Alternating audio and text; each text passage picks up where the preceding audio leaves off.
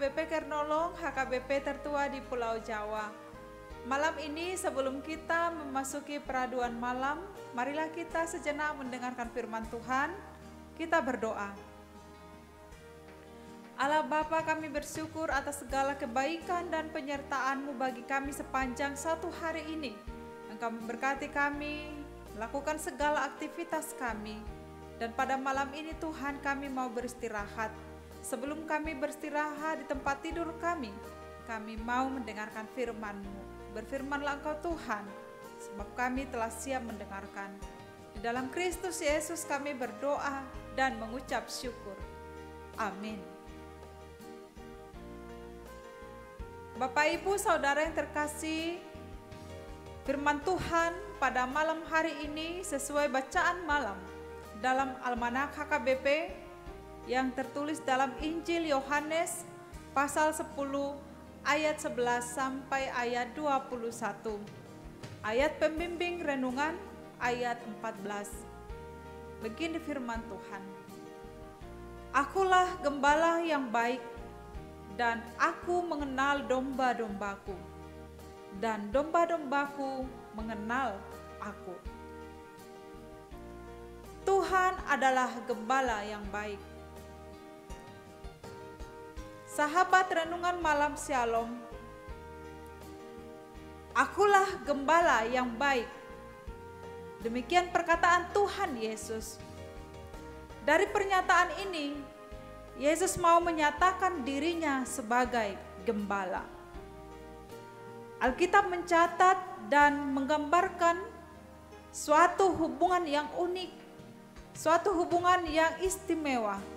Bahkan ada hubungan kedekatan antara Tuhan dengan umatnya. Hubungan Tuhan dengan pengikutnya, di mana Tuhan Yesus menyatakan dirinya sebagai gembala, sedangkan umat atau pengikutnya disebut sebagai domba.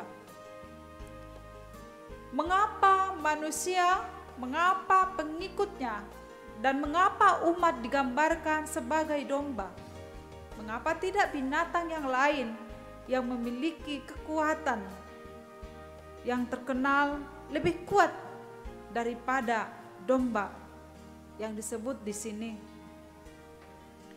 Ini menegaskan bahwa keberadaan manusia penuh dengan kelemahan, ketidakberdayaan, mudah tersesat, dan selalu berada dalam mara bahaya.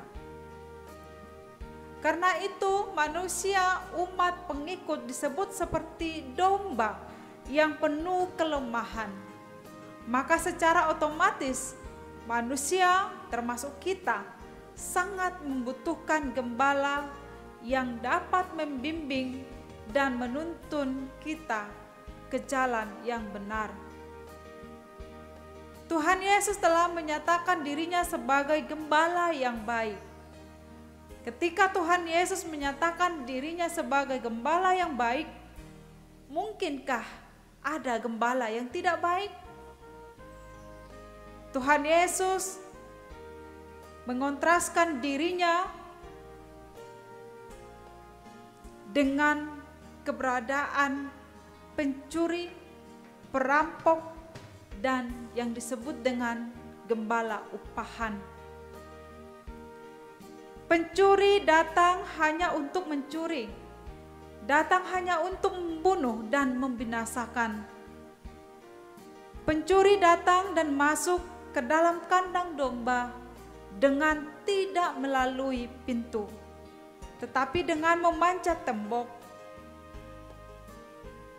Namun yang masuk melalui pintu yang benar, ia disebut sebagai gembala domba.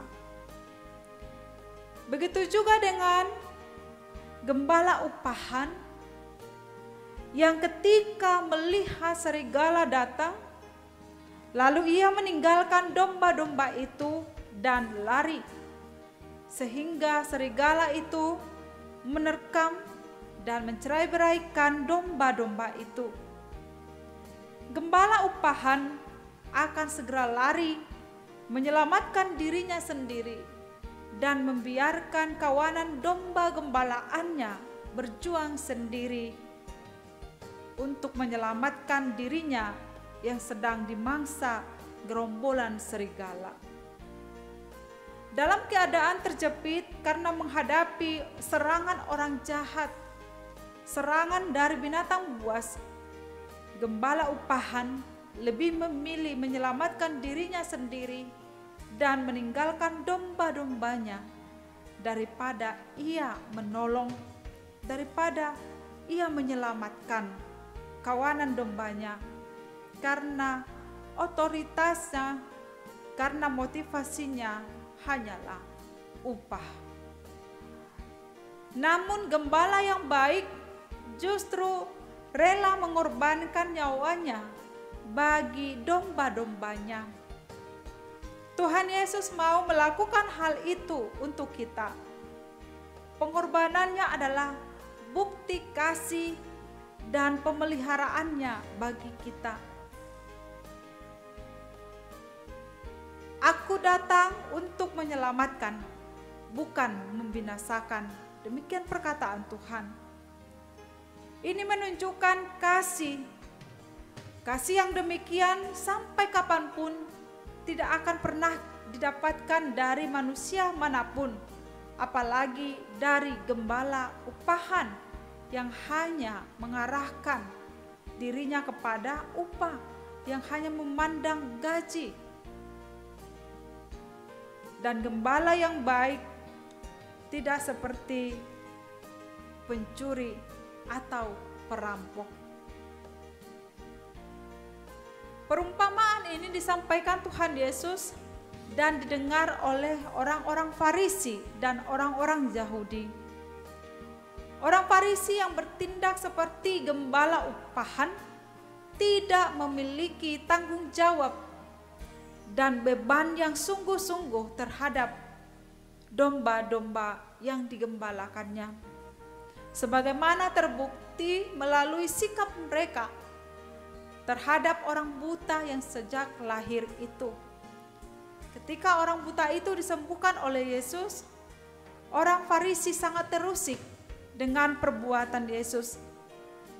Dan ketika itu juga orang buta itu yang sudah dicelikan matanya oleh Yesus diusir oleh orang Farisi dan orang Yahudi itu karena mengakui dan bersaksi tentang Tuhan Yesus yang mencelikkan matanya. Namun Yesus tetap mau menyambut di dalam kawanan gembalaannya. Sahabat renungan malam Shalom, sebagai gembala, ia berdiri di pintu masuk kandang dan memeriksa setiap domba gembalaannya sewaktu itu masuk. Gembala merawat kawanan gembalaannya yang cedera, yang sakit, dan ketika diperlukan. Setelah domba dikumpulkan dalam kandang untuk malam itu, segembala akan berbaring di pintu masuk. Segembala akan membatasi jalan agar pemangsa atau pencuri tidak dapat menyakiti domba gembalaannya. Gembala-gembala dapat berdiri di luar kandang dan memanggil domba-domba mereka masing-masing. Domba-domba itu mengenal suara gembala mereka, dan mereka datang kepada gembala mereka masing-masing. Ada gembala yang memberi nama kepada setiap domba, dan domba itu datang jika nama mereka sendiri dipanggil. Di dalam kandang tentu tidak ada rumput, tidak ada air. Oleh karena itu, gembala akan membawa dombanya untuk keluar, mencari padang rumput dan air. Artinya, sebagai gembala yang baik, ia tetap membimbing, memelihara, dan memenuhi kebutuhan domba-dombanya. Sahabat renungan malam Shalom, Tuhan Yesus juga memanggil kita menurut nama kita masing-masing. Dialah gembala bagi kita dan kitalah gembalaannya. Apakah kita dapat mendengar dan mengenal suara Tuhan Yesus? Bagaimanakah kita bisa percaya kalau kita tidak mengenal Tuhan Yesus, kalau kita tidak mendengar suara Tuhan Yesus dengan baik? Karena itu perlu untuk kita mengenal Tuhan dengan baik dan dengan sungguh-sungguh. Pengenalan akan Tuhan menjadikan kita kawanan domba gembalaannya yang tetap dan mau dibimbing oleh firman-Nya dan melakukan firman-Nya. Demikian ketika kita menghadapi kesusahan, bahaya, dan pergumulan dalam hidup kita, Tuhan akan tetap menjaga, memelihara hidup kita.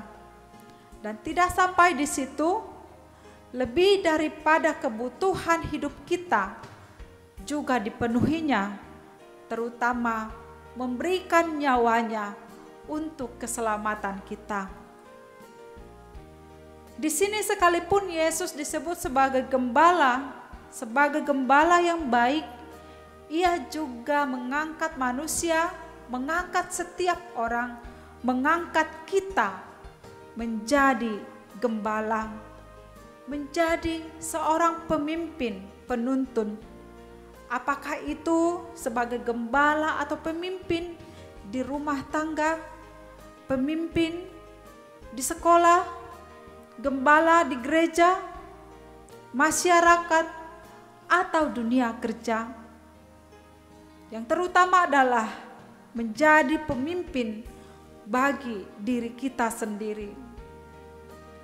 Tuhan menempatkan setiap kita dalam peran yang unik agar kita mengambil tanggung jawab sebagai gembala yang sejati, yakni yang rela memberi sepenuh hidupnya untuk menjagai kawanan domba yang dipercayakan oleh Tuhan kepada tiap-tiap kita masing-masing. Oleh karena itu, Bapak Ibu Saudara yang terkasih, mari kita percaya, menyerahkan, dan bersandar kepada Tuhan yang adalah gembala yang baik, yang bertanggung jawab atas segala kehidupan kita, atas segala kebutuhan, dan atas segala persoalan yang kita hadapi. Dia yang menuntun dan Dia yang membawa kita kepada kesegaran dan kepuasan dalam hidup kita. Amin. Marilah kita berdoa. Terima kasih Tuhan Allah, Engkau gembala kami, gembala yang baik yang rela memberikan